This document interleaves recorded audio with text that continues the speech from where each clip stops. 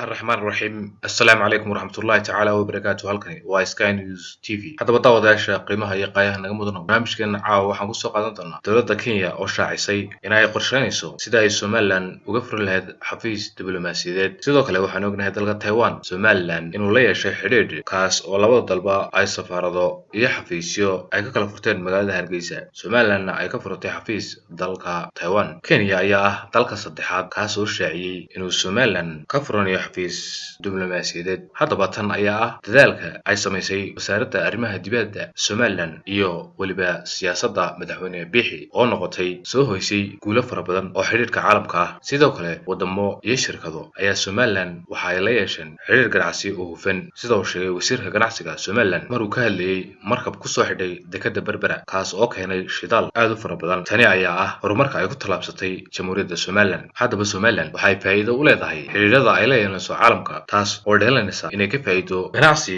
iyo xiriir ay la yeelato iyo walibana iibinta qadiyadda Somaliland ee go'aansataaga dabadawadayaal intaas ayaan ku soo afmarinaa barnaamijkeena caawa assalaamu calaykum waraxmatullaahi tacaala wa barakaatuh